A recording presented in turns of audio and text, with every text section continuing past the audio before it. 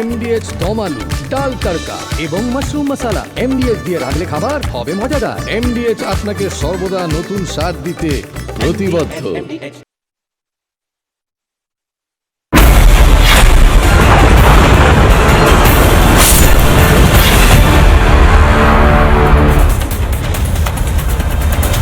নমস্কার, জয় হিন্দ।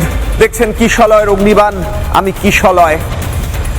ভারতের বিরুদ্ধে ভয়ঙ্কর ষড়যন্ত্র চলছে। আপনি যখন এই মুহূর্তে কথা বলছি, এই বিশ্বের একটি গুপ্ত শক্তি ডিপ স্টেট এবং তার সঙ্গে তালে তাল মিলিয়ে পাকিস্তানের মতো জঙ্গি রাষ্ট্র এবং তার মধ্যে বসে থাকা জঙ্গিরা ভারতবর্ষের প্রবল উত্থান দেখে ভারতবর্ষকে আটকানোর জন্য, ভারতবর্ষের নেতৃত্বকে আটকানোর জন্য চরম ষড়যন্ত্র করছে। আর সেই ষড়যন্ত্র বাস্তবায়ন করার জন্য ভারতবর্ষের ভিতরে, দেশের ভিতর, দেশের খেয়ে দেশের পরে দেশে বেঁচে থাকা এই দেশের নাগরিকদেরও, দেশদ্রোহীদেরও ব্যবহার করছে ডিপ স্টেট তথা জঙ্গি রাষ্ট্রগুলো, বিশেষ করে জঙ্গি রাষ্ট্র পাকিস্তান। এবং ডিপ স্টেট আমরা জানি, মার্কিন যুক্তরাষ্ট্রের ইনফ্লুয়েন্সে থাকা ডিপ স্টেট কিভাবে ভারতের আশপাশের দেশগুলোতে অশান্তি ছড়িয়েছে, বাংলাদেশে আন্দোলনের নামে জঙ্গিপনা করিয়েছে, নিজেদের ডিপ স্টেটের দালাল ইউনুসকে বসিয়েছে এবং আবারও নতুন করে বাংলাদেশে নিজেদের জাল বিস্তার করার জন্য, নিজেদের ইনফ্লুয়েন্স ছড়ানোর জন্য এখন মার্কিন যুক্তরাষ্ট্রের দক্ষিণ এবং পূর্ব এশিয়ার দূত সার্জিও গর, তাকে পাঠানো হয়েছে। সে যাচ্ছে রোহিঙ্গা ক্যাম্পে। কোন মার্কিন যুক্তরাষ্ট্রের দূত বা কোন দেশের দূত কখন রোহিঙ্গাদের মতো কট্টর মৌলবাদী, এমনকি যাদের মধ্যে সন্ত্রাসীরাও রয়েছে, তাদের ক্যাম্পে গিয়ে কথা বলে? কেন ভারত বিরোধী রোহিঙ্গাদের ক্যাম্পে যাচ্ছে মার্কিন ডিপ স্টেটের দালালরা? কেন লালমনিরহাট এয়ারবেস অথবা সেন্ট মার্টিন আইল্যান্ডে এত ইন্টারেস্ট মার্কিন যুক্তরাষ্ট্রের? এটা তো গেল বাংলাদেশের কথা।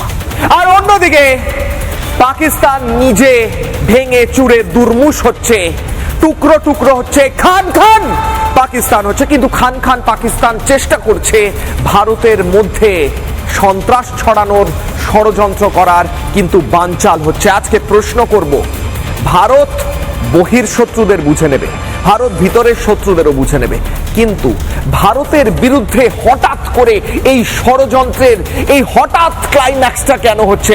তার কারণ কি ভারত বিশ্বগুরু হচ্ছে প্রধানমন্ত্রী নরেন্দ্র মোদীর নেতৃত্বে?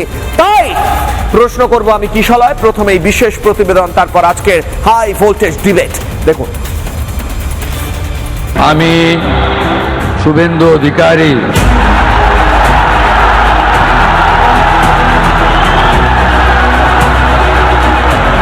পশ্চিমবঙ্গ রাজ্যের মুখ্যমন্ত্রী রূপে আমার কর্তব্যসমূহ নিষ্ঠাপূর্বক এবং বিবেকসম্মতভাবে নির্বাহ করিব। বাংলায় ভারত বিরোধী সরকারের পতন ঘটেছে। যে সরকারের মাথায় বসে থাকা মমতা বন্দ্যোপাধ্যায় বলতেন যে বাংলাদেশি অনুপ্রবেশকারীদের জন্য দরজা খুলে দেওয়া হবে, তার সরকারের পতন ঘটেছে আর বাংলায় এসেছে রাষ্ট্রবাদী সরকার। এবং এক এক করে অনুপ্রবেশকারী তথা জঙ্গি রোহিঙ্গাদের খুঁজে খুঁজে বার করে শায়েস্তা করা হচ্ছে। পালা বদল হয়েছে, বাংলা থেকে বিদায় হয়েছে অনুপ্রবেশকারীদের। সীমান্তে বসেছে কাঁটাতার। বাংলায় এখন আইনের শাসন। গ্রেফতার হচ্ছে পাকিস্তানি জঙ্গিরাও। রাষ্ট্রবাদী সরকারের উত্থান দেখে ভয় পেয়েছে ডিপ স্টেটের দালালরা, ভয় পেয়েছে পাকিস্তানি জঙ্গি এজেন্ট এবং জঙ্গিদের মাথারা। বাংলাদেশে এসে মার্কিন যুক্তরাষ্ট্রের দক্ষিণ ও মধ্য এশিয়ার দূত সার্জিও গর সে এসে রোহিঙ্গা ক্যাম্পে যাচ্ছে। প্রশ্ন থাকছে, বাংলায় আর জায়গা নেই অনুপ্রবেশকারী ও জঙ্গিদের। তাই এবার বাংলাদেশকে আরো বেশি করে কুক্ষিগত করার চেষ্টায় আমেরিকা ও ডিপ স্টেট। বাংলাদেশের প্রধানমন্ত্রী তারেক রহমানের সঙ্গে দেখা করেন মার্কিন দূত সার্জিও। পাশাপাশি বিতর্ক ছড়িয়ে রোহিঙ্গা ক্যাম্পেও ঘোরেন তিনি। পশ্চিমবঙ্গে ধরা পড়ছে পাকিস্তানি জঙ্গি। ডিপ স্টেটের চেষ্টা বাংলাদেশ হয়ে ভারতবর্ষে কার্যকলাপ চালানোর, এই দুটোই ভেস্তে দিচ্ছেন প্রধানমন্ত্রী নরেন্দ্র মোদী এবং বিশ্বগুরু ভারতকে আরও শীর্ষস্থানে নিয়ে যাচ্ছেন তিনি। তাই জন্যই হয়তো ডিপ স্টেট তথা জঙ্গি রাষ্ট্রগুলোর এত ভয়। কিন্তু কি হবে এই ডিপ স্টেটের দালাল আর জঙ্গি সমর্থকদের? প্রশ্ন করছি আমি কিশলয়, আজ কিশলয়ের অগ্নিবাণে। কিশলয়ের অগ্নিবাণের সবচেয়ে গুরুত্বপূর্ণ যারা, অর্থাৎ আপনারা দর্শকরা, আপনাদের জন্য কিশলয়ের অগ্নিবাণে আজকে কিশলয়ের প্রশ্ন, poll question, Facebook, X handle এবং ইউটিউবে গিয়ে আপনারা এর উত্তর দিতে পারেন। কোশ্চেন আপনারা দেখতে পাচ্ছেন স্ক্রিনে ঠিক বাদিকে রয়েছে। মোদির জন্যই কি আবার বিশ্বগুরু হচ্ছে ভারত এবং তাই জন্যই কি জ্বালা ধরেছে ডিপ স্টেটের? এই প্রশ্নের উত্তর আপনারা দিতে পারেন সোশ্যাল মিডিয়ায় গিয়ে। ফিরবো আজকের টপিকে। আমি প্রশ্ন করছি খুব সিম্পল, ভারতবর্ষের অর্থনৈতিক উন্নয়ন, অর্থনৈতিক বৃদ্ধি, অথবা ভারত গোটা বিশ্বে একটি গুরুত্বপূর্ণ ডিপ্লোম্যাটিক জায়গা, কূটনৈতিক জায়গা করে নিচ্ছে। একদিকে যখন ভারতবর্ষে একটি রাষ্ট্রবাদী সরকার চলছে এবং পশ্চিমবঙ্গে একটি রাষ্ট্রবাদী সরকার এসেছে, সেই সরকারের পতন ঘটেছে, যেই সরকারের প্রাক্তন মুখ্যমন্ত্রীকে একজন জঙ্গি এবিটির প্রধান, আনসারুল্লাহ বাংলা টিমের প্রধান, জেল থেকে ছাড়া পেয়ে বলেছিল যে আপনাকে আহ্বান জানাচ্ছি পশ্চিমবঙ্গটা ভেঙে বাংলাদেশ করে ফেলুন, বাংলাদেশের সঙ্গে যুক্ত হয়ে যান। সেই সরকারের পতন ঘটেছে এবং একটি রাষ্ট্রবাদী সরকার এসেছে। এর ফলে হঠাৎ করে চিড়বিড়িয়ে ভয় ধরেছে ডিপ স্টেটের দালালদের। এবার ভয়ঙ্কর ষড়যন্ত্র শুরু হয়েছে, একটা মরণ কামড় দেওয়ার প্রচেষ্টা চলছে এবং তাই জন্য কিশলয়ের অগ্নিবাণের প্রথম ব্রেকিং নিউজ। তাই জন্য কি হয়েছে জানেন? তাহলে দেখুন, বাংলাদেশের রাজনীতি অর্থনীতিতে সরাসরি নাক গলাতে আরম্ভ করছে আমেরিকা। বাংলাদেশ সফরে মার্কিন দূত সার্জিও গর। দক্ষিণ এবং পূর্ব এশিয়ার মার্কিন দূত সার্জিও গর বাংলাদেশ সফরে তারেক রহমানের সঙ্গে বৈঠক করেন সার্জিও গর। বৈঠকে তারেক রহমানকে একাধিক নির্দেশ দিয়েছেন সার্জিও বলে সূত্রের খবর। কক্সবাজারের রোহিঙ্গা ক্যাম্পে যান সার্জিও গর। বাংলাদেশে আরো নিয়ন্ত্রণ বাড়াচ্ছে আমেরিকা। রোহিঙ্গা ক্যাম্পে কেন মার্কিন দূত গিয়েছে, এই প্রশ্নের উত্তর খুঁজছে বিশ্বের তাবড় যারা রাজনৈতিক বিশেষজ্ঞ এবং ইন্টারন্যাশনাল এক্সপার্ট তারা। কিশলয়ের অগ্নিবাণের প্রথম প্রশ্ন, প্রথম অগ্নিবাণ আপনাদের স্ক্রিনে, যেখান থেকে আজকে হাই ভোল্টেজ ডিবেটের প্রথম অংশে যাব। আমি কিশলয় প্রশ্ন করছি, টার্গেট ভারত, তাই বাংলাদেশকে কুক্ষিগত করার ছক এবং তার সঙ্গে সঙ্গে বাংলাদেশের রোহিঙ্গার এবং জামাতিদের ভারতের বিরুদ্ধে ব্যবহার করার চেষ্টা। আজকে কিশলয়ের অগ্নিবাণে যারা রয়েছেন তাদের কাছে সরাসরি যাব এবং কিশলয়ের অগ্নিবাণ সন্ধ্যে 6টায় টিআরপি নিরিখে বাংলার 1 নম্বর ডিবেট শোতে আজকে যারা উপস্থিত রয়েছেন তাদেরকে প্রশ্ন করব আসলে ষড়যন্ত্রটা কি চলছে। দেবাশিস ধর বিজেপি বিধায়ক আমার সঙ্গে রয়েছেন অনলাইনে, শাখারব সরকার বিজেপি মুখপাত্র আমার সঙ্গে রয়েছেন, সুদীপ্ত সরকার রাজনৈতিক কর্মী রয়েছেন, আর কে শ্রীবাস্তব প্রাক্তন সেনাকর্তা রয়েছেন, সম্পূর্ণ গোস্বামী আন্তর্জাতিক সম্পর্ক বিশেষজ্ঞ, নীলাভ ব্যানার্জি রাষ্ট্রবাদী আইনজীবী, শুভম ব্যানার্জি সিপিআই নেতা আমার সঙ্গে রয়েছেন। আমি আর কে শ্রীবাস্তব স্যারের কাছে আগে যাই। কর্নেল আর কে শ্রীবাস্তব আমার সঙ্গে রয়েছেন। কর্নেল স্যার, আমার প্রশ্ন হচ্ছে, মার্কিন দূত, মার্কিন যে অ্যাম্বাসাডার সম্ভবত দক্ষিণ এবং পূর্ব এশিয়ার সার্জিও গর, তিনি রোহিঙ্গা ক্যাম্পে কেন গেলেন? আমি এটা বুঝতে পারছি না। এটা কোনো, আমি অনেক ইন্টারন্যাশনাল এক্সপার্টের সঙ্গে কথা বলছি, তারাও এটার উত্তর দিতে পারছেন না। মানে রোহিঙ্গা, যে রোহিঙ্গাদের নিয়ে বড় সড়ো কোশ্চেন মার্ক বাংলাদেশের ভেতরে রয়েছে, বাংলাদেশের মানুষরাও তাদের পছন্দ করে না, কারণ তারা এমন অরাজকতা, কট্টরবাদ আর মৌলবাদ ছড়ায়। সেই ক্যাম্পে মার্কিন দূত কি করতে গিয়েছে বলুন স্যার। ভারতের 150 কোটি লোক আমার সঙ্গে আছে, আমি আমেরিকার চিন্তা করি না। এইটা শ্রীবাস্তব বলেনি, এইটা ইসরায়েলের প্রাইম মিনিস্টার 6 জুলাইতে যখন okay JD Vance American vice president okay warning দিল কি তুমি একটা অনেক বড় লোক, তুমি একটা এলাই, তুমি মিস করবে, নেতানিয়াহু বলল আমার চিন্তা নেই, আমার সঙ্গে 140 কোটি ভারতীয় আছে। ফ্রান্সের প্রাইম মিনিস্টার এখানে এসেছিলেন, প্রেসিডেন্ট এসেছিলেন এখানে, উনি গুনিয়ে দিলেন যে বিশ্বের 10 জনের মধ্যে টপ, এর মধ্যে আপনার হোয়াটসঅ্যাপ, আপনার ইউটিউব, আপনার মাইক্রোসফট, আপনার ওয়ার্ল্ড ব্যাংক, আপনি নামের পর নাম আমি কিনতে পারি, আপনার কাছে লিস্ট থাকবে, সারা সব লোক ভারতীয় আছে। আজকে ইন্ডিয়া ইজ রাইজিং, ভারত ভাগ্য বিধাতা। আমি কিন্তু আর এর সঙ্গে বেশি কথা বলবো না, আমি পশ্চিমবঙ্গ থেকে আমি জুড়ে দেব, তারপরে বাংলাদেশে আমি যাব। আগস্ট 2025-এ আপনার ঢাকায় টেরেন্স আরওয়ালি জ্যাকসন একটা সিআইএ অপারেটিভ মারা গেল মিস্টিরিয়াস কন্ডিশন। সেই সময় আমাদের মাননীয় প্রধানমন্ত্রী ছিলেন কোথায়? চায়নাতে ছিলেন। আর ওনাকে নিয়ে গিয়ে রাশিয়ান প্রেসিডেন্ট নিজের গাড়িতে গিয়ে একটা গোপন মিটিং করলেন। ও সময় একটা মিডিয়াতে খবর ছড়েছিল যে একটা প্রাণের উপরে একটা হামলা হতে পারে আমাদের মাননীয় প্রধানমন্ত্রীর উপরে। ডিপ স্টেট, এটাই ডিপ স্টেট।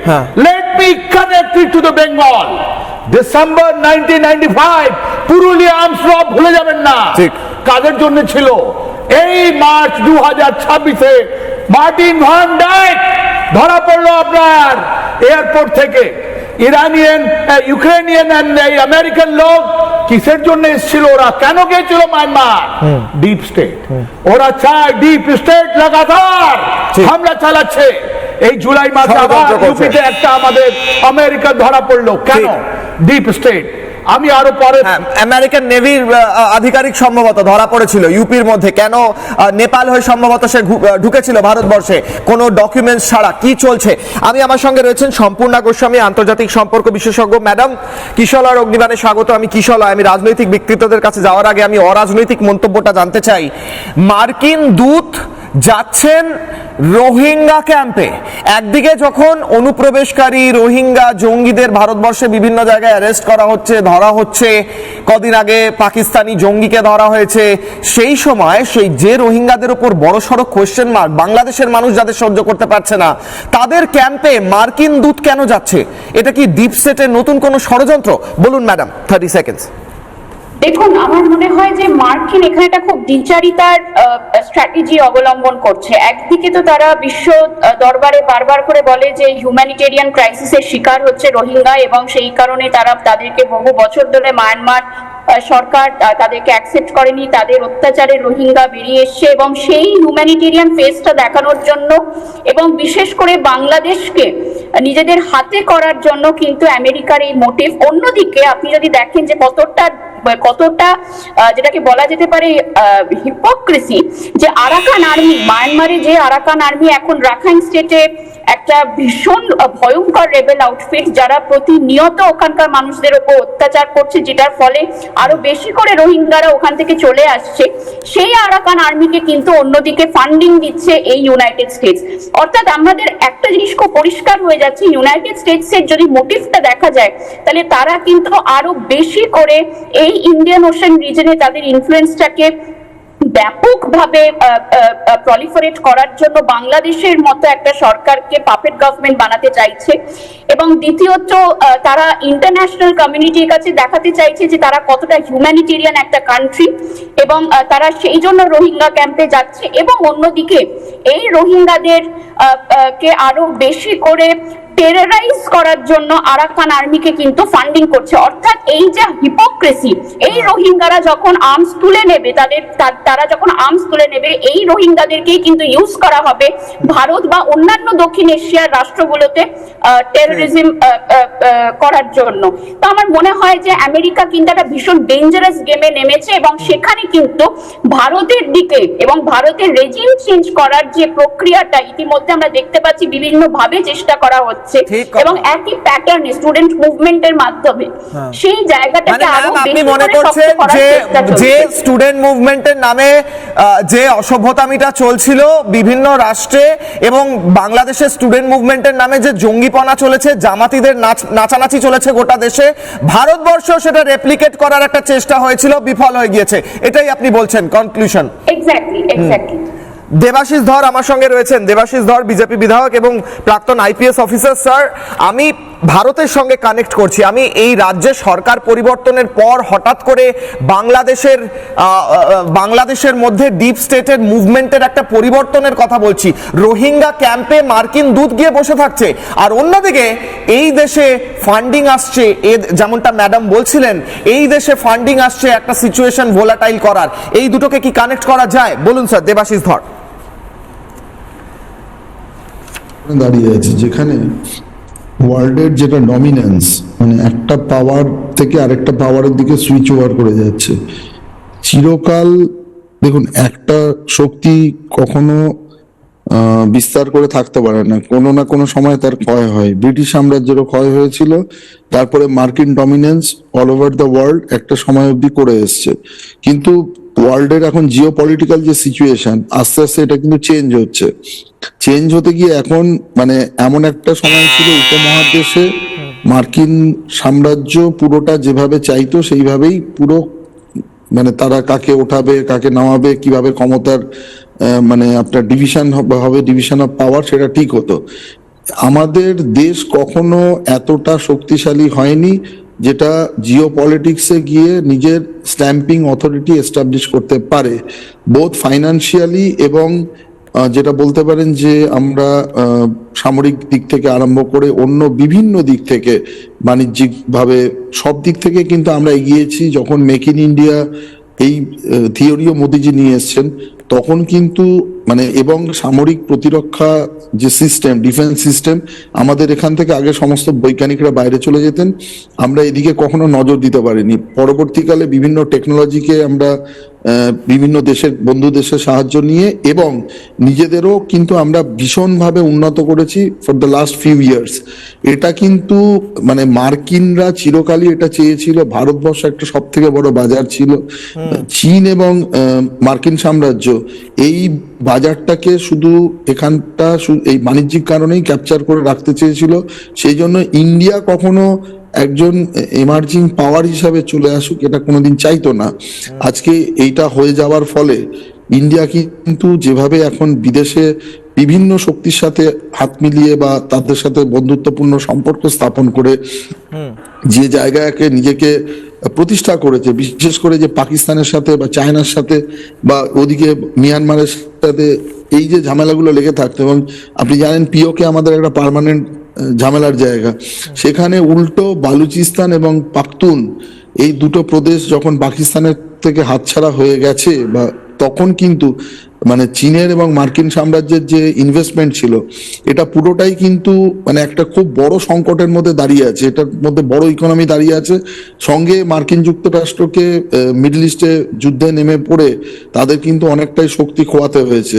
সেই জায়গায় দাঁড়িয়ে আজকে মার্কিন যুক্তরাষ্ট্রের অন্য কোনো রকম মানে অবস্থানে পরিবর্তন, এটা একটাই জিনিস চাইছে, ইন্ডিয়াতে আবার সেই ডিপ স্টেট থিওরিকে ঢুকিয়ে দিয়ে যে এক্সিস্টিং গভর্নমেন্ট আছে তাকে ডিস্টার্ব করা। এটা যদি না করতে পারে, ইন্ডিয়া কিন্তু যদি আর কয়েক বছর পরে সুপার পাওয়ার হয়ে উঠবে, ইন্ডিয়া এবং যে আমাদের এখন বন্ধু রাষ্ট্র যারা আছে, সঙ্গে রাশিয়া আছে, কিছুদিন পরে কিন্তু ওয়ার্ল্ডের ডমিনেন্সের মেন চালিকা শক্তিটা তাদের হাতে চলে যাবে।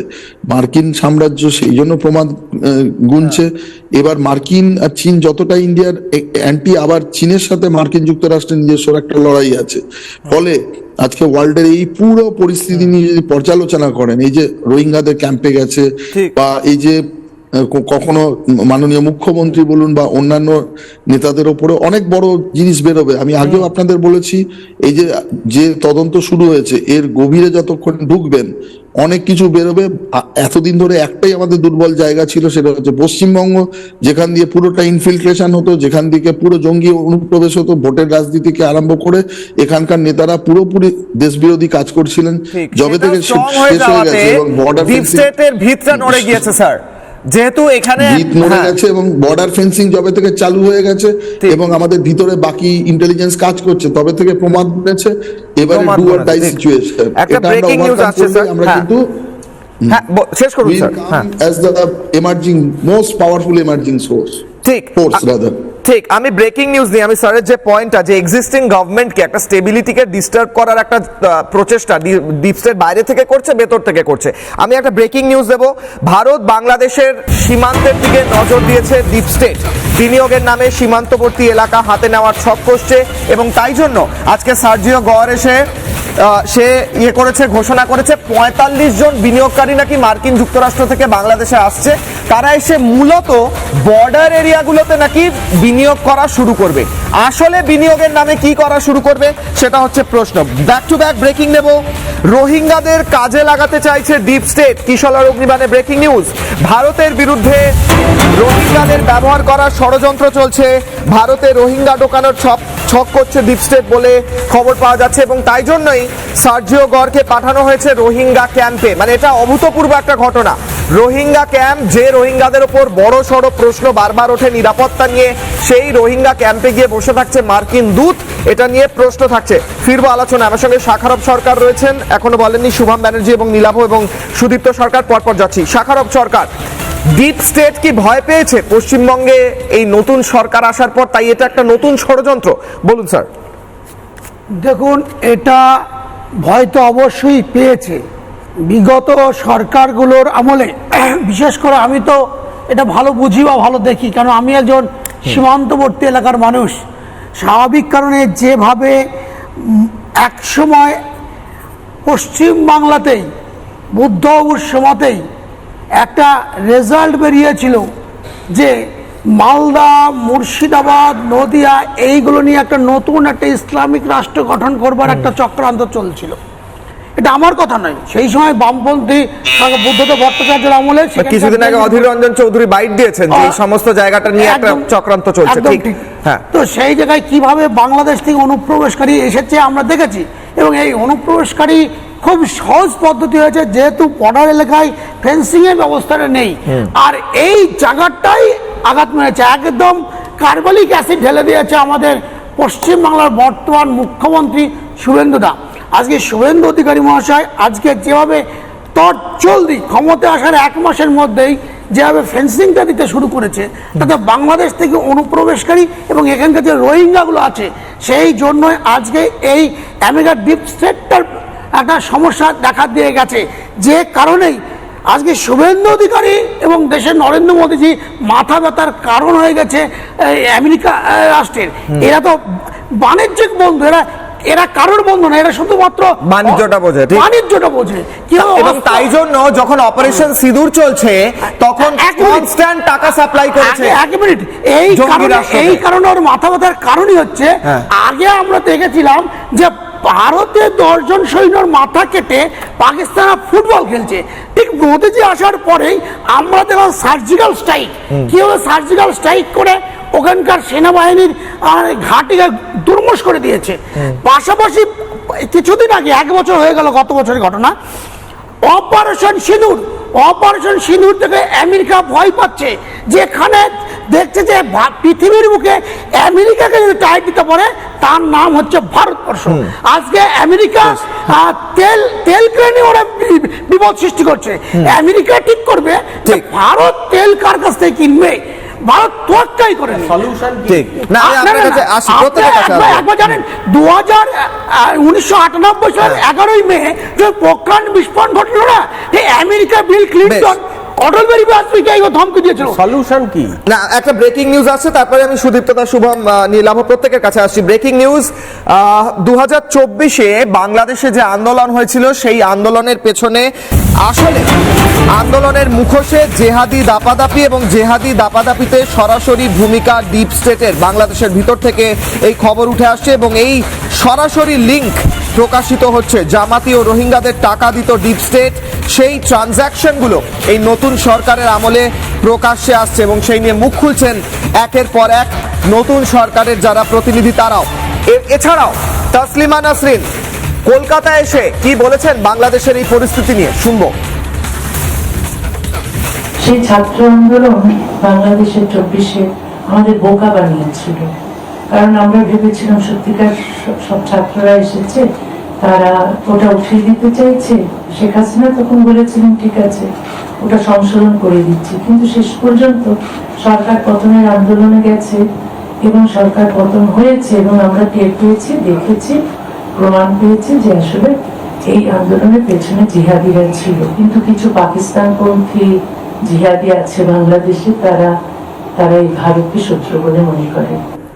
আমি শুভমের কাছে আছি। শুভম, তাসলিমা নাসরিন বলছেন বাংলাদেশের আন্দোলনে আসলে জেহাদিরা ছিল, আসলে দেশ বিরোধীরা ছিল, আসলে জামাতিরা ছিল। এইখানে ছাত্র আন্দোলনের নামে এখানেও গুন্ডামি বদমাইশি হয়েছে, এবং শুধু ছাত্র আন্দোলন নয়, বারুইপুরের ঘটনায় দেখেছি ট্রেন লাইন কেটে দেওয়া ইত্যাদির চেষ্টা হয়েছে। অন্যদিকে আমরা দেখেছি বক্তব্য রাখা হয়েছে ছাত্রদের, সকল ছাত্র নেতারা বলছে আসামকে কাট অফ করে দেবো। এই সমস্ত কিছুতে ডিপ স্টেটের ডিরেক্ট ইনভলভমেন্ট দেখতে পাচ্ছ না? আমার মনে হয় পাওয়া উচিত। 30 সেকেন্ডস। না, আমি বলছি রিপাবলিক বাংলা কি আদৌ বোঝে যে ডিপ স্টেট কাকে বলে? এক মাস ধরে ডিপ স্টেট করে চিৎকার করছে। ডিপ স্টেট মানে হচ্ছে একটা নির্বাচিত সরকার। আপনার কেন মনে হলো রিপাবলিক বাংলা বোঝে না ডিপ স্টেট কি? আমি আপনাকে প্রশ্ন করলাম, আপনি রিপাবলিক বাংলাকে যখন অ্যাটাক করছেন আমায় উত্তর দিতে হবে, নাহলে আমি কাউন্টার করতাম না, আটকাতাম না। আপনি বলুন, আপনার কেন মনে হলো রিপাবলিক বাংলা ডিপ স্টেট বোঝে না? আপনার কেন মনে হলো শুধু সিপিআই ডিপ স্টেট বোঝে? যে সিপিআই 1942 সালে বলেছিল পাকিস্তান তৈরি করা উচিত, যে সিপিআই নেতাজিকে বলেছিল তোজর কুকুর, তারা আমাকে বোঝাবে ভারতবর্ষ কি, ডিপ স্টেট কি, ইত্যাদি কি। আপনি জানেন ডিপ স্টেট কি? আপনি বলুন। পিপলস ওয়ার ম্যাগাজিন, সিপিআই এর official magazine, People's War 1962 edition, দেখিয়ে দেব ছবি, দেখিয়ে দেব। এবার বলুন। কেজরিওয়াল কুকুরকে দেখিয়েছিল নেতাজিকে নোংরা করছে কেন? আজকে আপনারা রাস্তা নেমেছেন। এবার বলুন ছাত্র আন্দোলনের পিছনে কি ডিপ স্টেটের হাত রয়েছে? ডিপ স্টেটের হাত রয়েছে। আমি টপিকে ফিরবো। শুভম টপিকে ফিরবো। আমি টপিকে ফিরবো। এক সেকেন্ড, টপিকে ফিরবো। রিপাবলিক কি বোঝে না বোঝে তোমায় ভাবতে হবে না শুভম। আমি সিম্পল প্রশ্ন করছি, যে ডিপ স্টেটের হাত বা যে জেহাদিদের হাত তাসলিমা নাসরিন বলছেন বাংলাদেশের ছাত্র আন্দোলনে ছিল, সেই জেহাদি ডিপ স্টেট ইত্যাদি যারা দেশ বিরোধী তাদের হাত কি এখানে ছাত্র আন্দোলনেও ছিল? আমি প্রশ্ন করছি, উত্তর দাও। 30 সেকেন্ডস। ডিপ স্টেট মানে হচ্ছে বাই ডেফিনেশন যখন একটা নির্বাচিত সরকার তার সিদ্ধান্ত ইমপ্লিমেন্ট করতে পারে না, প্র্যাকটিক্যালি তার ক্ষমতাটা চলে যায় আমলাতন্ত্রের হাতে, অথবা সেনাবাহিনীর হাতে, অথবা বড় কর্পোরেট হাউসের হাতে। আমরা জানি কি অসভ্য।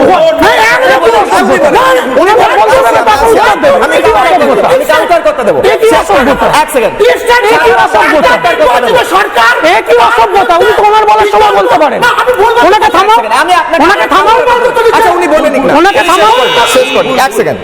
আজকে আমলাতন্ত্রের হাতে ক্ষমতা চলে যাওয়া, সেটা আমরা দেখেছি পাকিস্তানের ক্ষেত্রে অতীতে হয়েছে।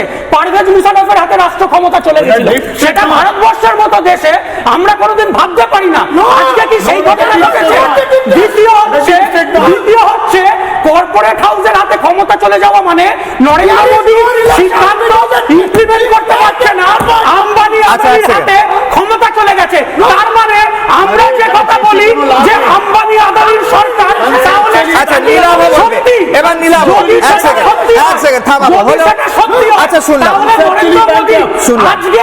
আজকেই রিজাইন করে শুনলাম। এক সেকেন্ড, আমি নিলামের কাছে যাওয়ার আগে স্যার কাউন্টার করুন। এক সেকেন্ড, হলো শুনলাম, টাইম দিলাম। হলো যদি ধরে নি যেখানে ডিপ স্টেট বলতে ভারতবর্ষের ডিপ স্টেট বলা হচ্ছে না, যদি ধরে নি যে এখানে আমেরিকা বা বাইরের কোন শক্তির ডিপ স্টেট এজেন্সিগুলোর কথা বলা হচ্ছে, যদি আমি ধরে নি, তাহলে সেক্ষেত্রেও এটা উত্তর দিতে হবে যে আজকে এই বিদেশ নীতি নিয়ে দেশের যে অবস্থানের পরিবর্তন, সেটা তো নরেন্দ্র মোদী সরকার পরেই হয়েছিল। হলো টাইম দিলাম। আর কে শ্রীবাস্তব কাউন্টার করবে, তারপর নীলাভ এবং সুদীপ্তদা। আর কে শ্রীবাস্তব স্যার। হলো শুভম, টাইম দিলাম প্লিজ। ব্যাস হয়েছে। আর কে শ্রীবাস্তব বলুন স্যার, আপনি বলা শুরু করুন। যদি সত্যি চায়নার যারা দালালি করে ওদের কনসেপ্ট ব্যাংকরা ওরা জানেই না। আপনি বলুন স্যার। সিআইএ ম্যানুয়াল আছে, সিআইএ ম্যানুয়াল আছে। ওই আমেরিকা দিয়ে উনি করলেন, ইনি জানেন না কি সফর কেন করলেন? ইনি একটা সালা নলেজ নিয়ে আসছে, একটা এজেন্ডা নিয়ে আসছে। নরেন্দ্র মোদীকে পর্যন্ত বলতে পারবেন না এনার একটা স্যালো নলেজ, একটা ব্যাংকার নলেজ। ইনি সিআইএ ম্যানুয়ালি পড়েননি, ইনি জানেন না কি ডিপ স্টেট কি আছে। ইনি যেটা মিলিটারি ডিক্টেটরশিপকে সিআইএ চিৎকার না করে কাকে বলে বলুন না। আমি ওই বলছি বই পড়ুন, ফ্রম ডিক্টেটরশিপ টু ডেমোক্রেসি। আগে পড়ে শুনে গেছেন আপনি, কি বলেছেন মানুষকে বিভ্রান্ত করবেন না। কনসেপচুয়াল ফ্রেমওয়ার্ক আপনি চিৎকার করছিলেন শুভম, আমি কথা বলেছি। যে আছে, যেটা একটা বইতে ট্রান্সলেট করেছি, তারা সব চায়নার কথা বলে, এরা চায়না ডিল দিয়েছে, প্রপাগান্ডা করে এখানে। আমি বলে দিই ডিপ স্টেট কাকে বলে। এক সেকেন্ড আমি বলছি এক সেকেন্ড ডিপ স্টেট কাকে বলে। এক সেকেন্ড স্যার, নীলাভ এখনো বলেননি, এখনো সুদীপ্তদা বলেনি। এক সেকেন্ড, এবার আমি বলছি। এক সেকেন্ড আমি হোল্ড করতে বলবো। নীলাভ, আমি আপনার কাছে আসছি, তার আগে আমি একবার ক্লিয়ার করে দিই। এক সেকেন্ড, প্রত্যেকটা কনসেপ্টের এক সেকেন্ড। আমি তো দিলাম, বললাম তো নাকি দুজন বলেন তাড়াতাড়ি স্যার। আপনার এই চ্যানেলটা পৃথিবীর মানুষ দেখছে, ডিপ স্টেটের সংজ্ঞা উনি ভুল ব্যাখ্যা করছে, সেইটা পাবলিককে ভুল বোঝাচ্ছে। সত্যিটা বলুন না। আমি সত্যিই তো বলছি, কাপ টু পয়েন্ট। আরে ডিপ স্টেট বলা হয় যে একটা নির্বাচিত সরকার, তার এগেনস্টে যে প্যারালাল কোন যে সরকারকে কোনো ডিস্টার্বেন্স করবার জন্য না না না না আপনি কর্পোরেট আমেরিকা ডিপ স্টেটের সংজ্ঞা নয় আমার টপিক, ডিপ স্টেটের সংজ্ঞা নয়। আমি নীলাভর কাছে যাব। আমি সিম্পলি বলি, আমি সিম্পল কথা বলছি। এক সেকেন্ড আমি থামাবো, শুনুন, ডিবেটটা নষ্ট করো না স্যার। এক সেকেন্ড আমি যাব নীলাভর কাছে। এক সেকেন্ড, আমার ডিবেট ডিপ স্টেটের সংজ্ঞা নয়। প্রথম কথা বলি, ডিপ স্টেট যা বলছেন, শুভম আপনি যেটা বলছেন, এক সেকেন্ড আমি এটা আমাকে এখানে থামাতে হবে, থামিয়ে আমাকে বাইক নিতে হবে। আমি নীলাভর কাছে যাই। আমার ডিপ স্টেটের সংজ্ঞাটা আমার বিষয় নয়, আমার বিষয় হচ্ছে ডিপ স্টেট কি সেটা বাংলার মানুষ তথা গোটা দেশের মানুষ জানেন। এখন যদি আমি ভাবি, আচ্ছা বাংলার মানুষ খুব বোকা মনে করো শুভম, বাংলার মানুষকে বোকা অশিক্ষিত মনে করো, বাংলার মানুষকে কি অশিক্ষিত মনে করো শুভম?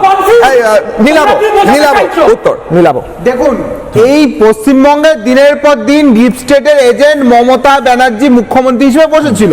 তার ফলাফল কি হয়েছে? বাংলাদেশ থেকে দিনের পর দিন রোহিঙ্গারা এই পশ্চিমবঙ্গে প্রবেশ করে এই পশ্চিমবঙ্গ এবং ভারতবর্ষের জনবিন্যাস বদল করেছে, এবং সেই জনবিন্যাস বদল করার পিছনে মদত ছিল এই ডিপ স্টেটের ফান্ডিং এ। এই রোহিঙ্গারা দিনের পর দিন খেয়েছে পড়েছে এবং ভারতবর্ষে প্রবেশ করে ভারতবর্ষের জনবিন্যাস পরিবর্তন করার প্রচেষ্টা করেছে। কিন্তু আজকে যখন এই পশ্চিমবঙ্গের রাষ্ট্রবাদী সরকার গঠন হয়েছে, গঠন হওয়ার পরে যে বেড়া যে দেয়া ছিল না, বর্ডার যেখানে ফাঁকা ছিল সেখানে দিনের পর দিন খুঁটি ছিল না, সেই বেড়া করবেন না, সেই শেষ করতে দিন। আমি ব্রেকিং নিউজ দেব, এক সেকেন্ড ব্রেকিং নিউজ দেব। এই মুহূর্তে মার্কিন যুক্তরাষ্ট্রের, আমি পরে আসি, ব্রেকিং নিউজ দেব। পাকিস্তানে জল সাপ্লাই করা হবে না, ভারত জানিয়ে দিল। আমি আলোচনায় ফিরবো না, আমি ব্রেকিং নিউজ দেব। পাকিস্তানে জল সাপ্লাই করা হবে না, ভারত জানিয়ে দিল। ভারতের তরফ থেকে জানিয়ে দেওয়া হলো, যতক্ষণ না একে অপরের উপর কথা বললে আমি আলোচনায় আসবো না। আমি ব্রেকিং নিউজ দেব। সিন্ধু নদীর জল না ছাড়ায় অনড় ভারত, সিন্ধু জলবন্টন চুক্তি স্থগিত রাখার সিদ্ধান্ত ভারতের। সীমান্তে জঙ্গি মদত, পাকিস্তানের জঙ্গি মদত বন্ধ না করা পর্যন্ত কোনো কথা নয়, এমনটা জানিয়ে দিল ভারতের তরফ থেকে। বাইটও রয়েছে সম্ভবত, যদি বাইট থাকে আমি সেটা প্লে করতে বলবো, শুনবো। This treaty is in abeyance, and it will be in abeyance till such time that Pakistan irrevocably and credibly does not abjures its support for cross-border terrorism. এবং তার সঙ্গে সঙ্গে আমি দ্বিতীয় আরেকটা ব্রেকিং নিউজ নিয়ে, আজকে কিশোরের অগ্নিবাণের দ্বিতীয় অগ্নিবাণ নিয়ে আমি নীলাভকে শেষ করতে দেবো এবং সুদীপ্তদার কাছে যাব। আমার কাছে ব্রেকিং নিউজ উঠে আসছে যে অজ্ঞাত পরিচয় বন্দুকবাজদের ভয়ে কাঁপছে পাকিস্তানের জঙ্গি গোষ্ঠীগুলো। অজ্ঞাত বন্দুকবাজের ভয়ে কাঁপছে পাক জঙ্গি গোষ্ঠীগুলো। গত 3-4 মাসে খতম হয়েছে 30-এর বেশি জঙ্গি, খতম হয়েছে লস্কর-ই-তৈবার 30-এর বেশি জঙ্গি খতমের স্বীকারোক্তি লস্কর জঙ্গি নেতা রিজওয়ান হানিফের। রাওয়ালপিন্ডি, করাচি, পেশোয়ার একাধিক জায়গায় হামলা, একের পর এক হামলায় খতম হচ্ছে লস্কর-ই-তৈবার জঙ্গিরা। অর্থাৎ পাকিস্তানি যে জঙ্গিরা ভারত বিরোধী কার্যকলাপ করত তাদেরই এক এক করে খতম করা হচ্ছে। কারা করছে আমরা জানি না, কোনো একটা গোষ্ঠী করছে পাকিস্তানের ভেতরে, কিন্তু খতম তো হচ্ছে একের পর এক। কিশোরের অগ্নিবাণের দ্বিতীয় প্রশ্ন, দ্বিতীয় অগ্নিবাণ আপনাদের স্ক্রিনে। আমি কিশলয় প্রশ্ন করছি, যে প্রশ্ন নিয়ে প্রত্যেকের কাছে আবার যাব, নীলাভ এবং সুদীপ্ত তাকে দিয়ে শুরু করব। ভারতের উন্নতিতে বাধা দিতেই ডিপ স্টেট এবং পাক এবং দেশ বিরোধী এই তিনটে এলিমেন্টের জোট হয়েছে। এক হচ্ছে ডিপ স্টেট। শুভম বলছিলেন ডিপ স্টেট কাকে বলে? ডিপ স্টেটের একাধিক সংজ্ঞা হতে পারে, যেমন একাধিক সংজ্ঞা বিভিন্ন বিষয় হতে পারে। একটা হচ্ছে স্যার যেটা বলছিলেন, সিআই এর ম্যানুয়াল বুকে রয়েছে ডিপ স্টেট কাকে বলে, কারা ফান্ডিং করছে এবং সরকারের প্যারালালি তারা কি করছে। এবার আলাদা আলাদা দেশের নিজস্ব ডিপ স্টেটও হতে পারে। শুভম যেটা বলছে সেটা একদম গুগল সার্চ করলে, এক সেকেন্ড শুভম আমি বলছি তো, শুভম আমি বলছি তো, এক সেকেন্ড, যদি গুগল সার্চ করা যায় শুভম যে সংজ্ঞাটা বলছে সেটা 1 নম্বরে আসে, তাই জন্য শুভম সবচেয়ে ইজিয়েস্ট ওয়েটা নিয়েছে। এটাকে বলে এসকেপিস্ট মনোভাব। গুগল করলাম, প্রথম যে সংজ্ঞাটা আসছে ওটা বলে দিলাম। সেই 1 নম্বর সংজ্ঞাটা হচ্ছে যেটা একদম উপরে উঠে আসে, সেটা হচ্ছে কোন দেশের ভিতরে একটা লুকোনো এন্টিটি। কিন্তু কোন ডিপ স্টেটের কথা বলছি সেটা গোটা বাংলার মানুষ জানেন। যে ডিপ স্টেটের কথা আমরা বলছি সেই ডিপ স্টেট জর্জ সোরসের মতো ব্যক্তিত্বের যারা ফান্ড করা এবং তারা প্যারালালি একটা অ্যাডমিনিস্ট্রেশন আলাদা আলাদা দেশে চালাতে চায়, যেমন নেপাল, বাংলাদেশ, শ্রীলঙ্কায় তারা কাজ করেছে। এবার শুভম আমি বলি, তোমার মতো এসকেপিস্ট তোমার দলও বটে, যারা গুগল সার্চ করে প্রথম কথাটা তুলে ধরে বলে এটাই আমার জ্ঞান এবং আমি মহাপণ্ডিত। তোমরা 1942 সালে পাকিস্তানের সমর্থন করেছিলে এবং আজও তোমরা করছো। বেশ, নীলাভ শেষ করো। নীলাভ টাইম আপ 30 সেকেন্ড। নীলাভ 30 সেকেন্ড। দেখুন, পরিষ্কার কথা বলতে গেলে আজ পাকিস্তান চাইছে ডিপ স্টেটের মদতে ভারতের মধ্যে সমস্যা তৈরি করতে, এবং ভারতের মধ্যে সমস্যা তৈরি করতে ভারতের মধ্যে যে সমস্ত গদ্দার বেঈমানরা লুকিয়ে আছে তাদেরকে ফান্ডিং করছে ডিপ স্টেট, এইভাবে করছে। কিন্তু তারা ভুলে যাচ্ছে যে পাকিস্তানের অবস্থাটা কি। পিওকে ভারতে ফিরতে চলেছে, এটা শুধুমাত্র সময়ের অপেক্ষা। বালুচিস্তান স্বাধীনতা চাইছে, আর বাদ বাকি পাকিস্তানের অর্ধেক মানুষ না খেতে পেয়ে মরছে, আর বাদ বাকি নিজেদের মধ্যে গৃহযুদ্ধ করে, গুলির লড়াই করে, বোমের লড়াই করে গৃহযুদ্ধে মরে যাচ্ছে। ফলে এই পাকিস্তান আজকের দিনে দাঁড়িয়ে কার্যত ঘরে বাইরে চাপের মুখে ভারতের ক্ষতি করতে গিয়ে নিজেরা আজকে তাদের যে মানচিত্র আছে সেই মানচিত্র মুছে যেতে চলেছে। পিওকে ভারতের অন্তর্ভুক্ত হতে চলেছে, বালুচিস্তান স্বাধীনতা চাইছে। তাই পাকিস্তানের নিজেদের মানচিত্র যখন মুছে যাচ্ছে তখন ডিপ স্টেটের নতুন খেলার জায়গা আছে বাংলাদেশ। কারণ এই বাংলাদেশ বর্ডারকে ব্যবহার করে দিনের পর দিন এই ভারতবর্ষে পশ্চিমবঙ্গের মাধ্যমে রোহিঙ্গা ঢুকিয়ে পশ্চিমবঙ্গ তথা ভারতের জনবিন্যাস পরিবর্তন করার চেষ্টা চলেছিল। সেই চেষ্টাকে মদত দিয়েছিল মমতা ব্যানার্জি, কিন্তু আজকে বর্ডারে কাঁটাতারের বেড়া বসিয়েছে শুভেন্দু অধিকারীর সরকার। তাই ডিপ স্টেটের এই চক্রান্তের বাড়াবাড়িতে ছাই পড়েছে বলে আজকে এখানে দেখুন সিপিআই এর প্রতিনিধিরা পাগলের মতো লাফাচ্ছে, কারণ ডিপ স্টেটের ফান্ডিং এর চলতো ওই জন্য এটাই কষ্ট হচ্ছে। ওপেন মঞ্চ থেকে বলেছিলেন যে বাংলাদেশের জন্য, যদিও আমি পররাষ্ট্র নিয়ে বলতে পারি না, তাও বাংলাদেশের জন্য আমার দরজা খুলে দেব যখন প্রয়োজন পড়বে বলেছিলেন, এরকমই কিছু একটা কথা বলেছিলেন। তারই সঙ্গে সঙ্গে এবিটির প্রধান যখন জেল থেকে ছাড়া পান, প্রথম বক্তব্য তিনি রাখেন যে আমি মমতা ব্যানার্জিকে আহ্বান করছি বাংলাদেশে চলে আসুন, পশ্চিমবঙ্গটা কেটে বার করে নিয়ে আসুন। এই বাংলাদেশি টেরারিস্ট মমতা বন্দ্যোপাধ্যায়কে কেন প্রথম মনে করলেন, বা মমতা বন্দ্যোপাধ্যায় কেন বললেন আমি দরজাটা খুলে দেব? এতদিন ধরে কি এই ইকোসিস্টেমটা কাজ করছিল বলে একটু অন্যরকম পরিস্থিতি ছিল? এখন রাষ্ট্রবাদী সরকার আসার পর বাংলাদেশের চিরবিরানি শুরু হয়েছে, তাই জন্য এবার রোহিঙ্গা ক্যাম্পে যাচ্ছে মার্কিন দূত এবং ডিপ স্টেটের দালালরা। বলুন স্যার। সুদীপ্ত সরকার। আগে প্রথম কথাটা বলে নি যে তোমরা যেটা স্টুডেন্টস যে রেভলিউশন বা স্টুডেন্ট যে আন্দোলনটাকে তৈরি করার ডিপ স্টেটের যে পরিকল্পনা চলছে, যে স্টুডেন্ট আন্দোলনের মাধ্যমে সরকারকে পরাস্ত করা, কেন্দ্র সরকারকে, সেই বিষয়ে একটা ব্যক্তিগত কথা বলতে চাই, যেটা আমার একদম ব্যক্তিগত অভিজ্ঞতা এবং ব্যক্তিগত অভিজ্ঞতা থেকেই বলছি শ্রী নরেন্দ্র মোদীজির নামে। আজকে 2022 সালে আমি দেখো একটা অত্যন্ত সাধারণ পরিবার, আমাদের তো কোনো বিরাট কোনো পরিচিতি নেই বা যোগাযোগ নেই।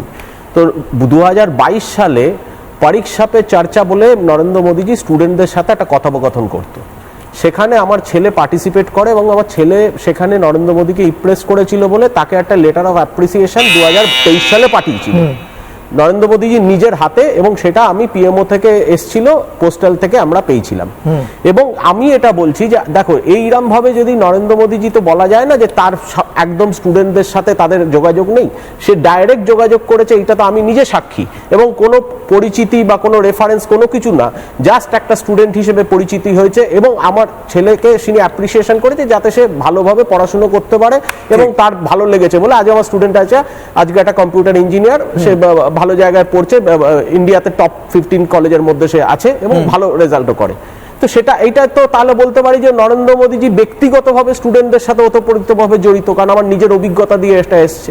তা সেই জায়গায় দাঁড়িয়ে যদি নরেন্দ্র মোদীজি যে ডিপ স্টেটের যে স্টুডেন্ট পরিকল্পনা করছে সেইটা যদি আজকে বাংলাদেশ বা এদের মতো হয়, সেটাকে তো আমাদের যারা এনআইএ বা যারা র এজেন্সি আছে তাদের এটাকে খতিয়ে দেখা উচিত। করতে পারেনি তো, চেষ্টা করেছিল ভারতবর্ষকে নেপাল বাংলাদেশ করার চেষ্টা হয়েছিল, কিন্তু পারেনি, কারণ ভারতবর্ষের প্রধানমন্ত্রীর নাম নরেন্দ্র মোদী, ভারতবর্ষের স্বরাষ্ট্রমন্ত্রীর নাম অমিত শাহ, পারেনি বলে তো আপনাদের কষ্ট হচ্ছে। বলুন শেষ করুন সুদীপ্ত দা। এবার আমার কথা হচ্ছে, এবার আসুন আপনি ডিপ স্টেটের কি ভূমিকাটা, যেটা আপনারা বলছেন ডিপ স্টেট, আমি বলবো ওটা পররাষ্ট্র নীতি, যেটা ভারতবর্ষকে ক্ষতি করা। এটা তো আজকে থেকে ক্ষতি না, 1945 সালে নেতাজিকে মারা থেকে, ভারতবর্ষের ভাগ করা থেকে, ইন্দিরা গান্ধী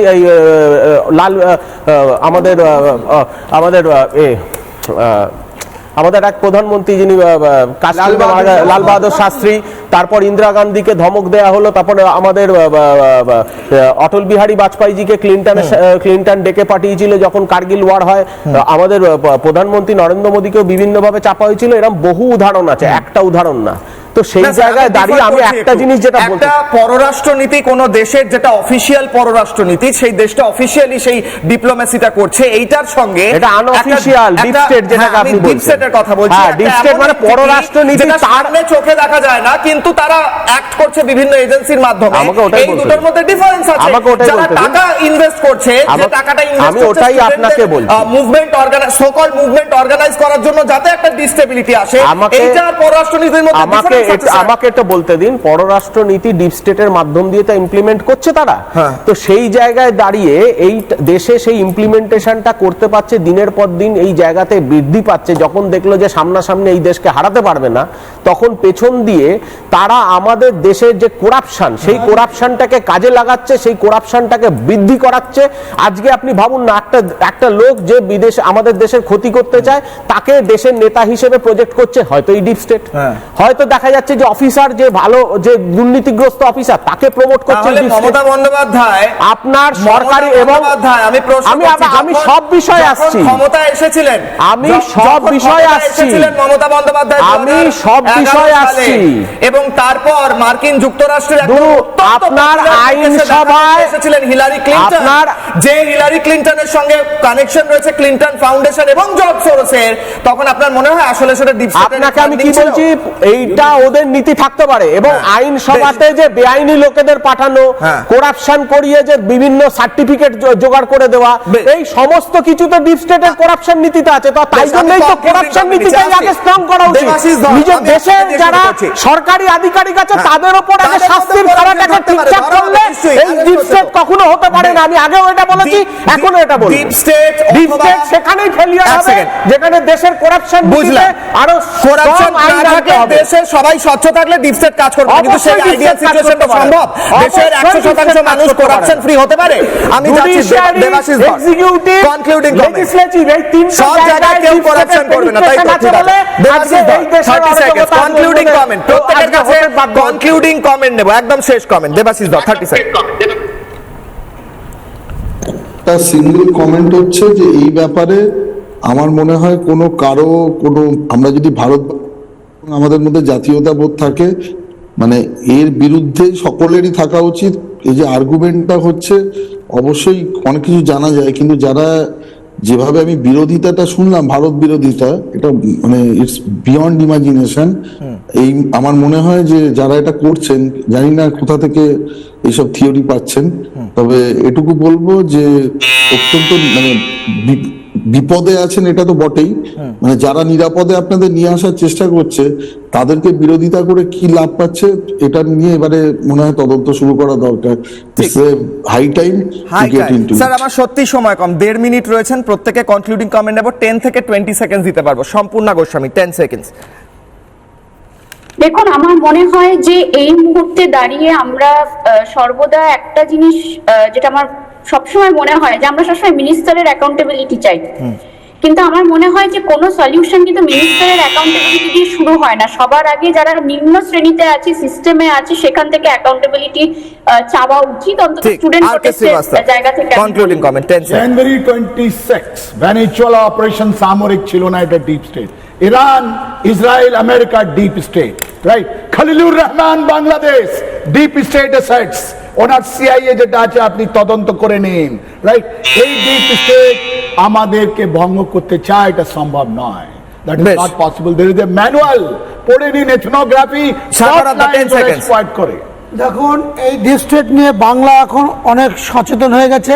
ঠিক বাংলাদেশের নির্বাচনের ক্ষেত্রে ভারত সীমান্তবর্তী এলাকায় জঙ্গিরা যেভাবে জয়লাভ করেছিল, তার ইফেক্ট কিন্তু এবার বাংলাতেও পড়েছে। যে কারণে আজকে মুর্শিদাবাদের মতো, মালদার মতো জায়গায় বিজেপি রাষ্ট্রবাদী দল সেখানে আজকে ব্রেকিং আছে। তার আগে শুভম একটা সেন্টেন্স, একটা ব্রেকিং নিউজ বড় আসছে, তার আগে একটা সেন্টেন্স। নরেন্দ্র মোদী 2014 সালে ক্ষমতায় আসার পর প্রথম বলেছিলেন যে আমেরিকা ও ইসরায়েল হচ্ছে আমাদের স্বাভাবিক মিত্র, এবং তিনি একমাত্র প্রধানমন্ত্রী যিনি 9 বার মার্কিন সফর করেছেন। তারপরেও যদি US agency, deep state agency ভারতবর্ষে ঢোকে, তার দায় নরেন্দ্র মোদীকে নিয়ে তার পদত্যাগ করা উচিত। বেশ, নীলাভ ছোট্ট করে একটা সেন্টেন্স পরিষ্কার। ডিপ স্টেটের মূল লক্ষ্য হচ্ছে কাঠের পুতুল বসিয়ে সিংহাসনে দেশটাকে চালানো, কিন্তু ভারতবর্ষের মানুষ অত্যন্ত সচেতন। যতই চেষ্টা করুক, ডিপ স্টেট এখানে কোনো কাঠের পুতুলকে চেয়ারে বসিয়ে এই দেশকে চালাতে পারবে না। ব্রেকিং নিউজ, ভাইপোর আত্মসহায়কের বাড়িতে সিআইডি পৌঁছেছে। সুদীপ্ত দা, আমি আপনার কাছে আসতে পারলাম না, তার কারণে এই ব্রেকিং নিউজটা নিতেই হতো। ভাইপোর আত্মসহায়কের বাড়িতে সিআইডি। ব্রেকিং নিউজ, সুমিতের বেহালার বাড়িতে সিআইডি পৌঁছেছে। গ্রেফতারি পরোয়ানা হাতে সুমিতের বাড়িতে সিআইডি পৌঁছে গিয়েছে। ভাইপোর আত্মসহায়কের বাড়িতে সিআইডি এবং সুমিতের বেহালার বাড়িতে পৌঁছে গিয়েছে সিআইডি, হাতে রয়েছে গ্রেফতারি পরোয়ানা। কিশলয় অগ্নিবাণে ব্রেকিং নিউজ, সেই ছবি দেখাচ্ছি। ফার্স্ট অন বেহালায় সুমিত রায়ের বাড়িতে ভাইপোর আত্মসহায়কের বাড়িতে পৌঁছেছে সিআইডি। যদি বাড়িতে থাকে তাহলে আজকেই হয়তো গ্রেফতার করে নিয়ে যাবে, সেই ছবির দিকে নজর থাকছে। সুমিতের বেহালার বাড়িতে সিআইডি। ছোট্ট বিরতির পর ফিরছি, দেখতে থাকুন রিপাবলিক বাংলা।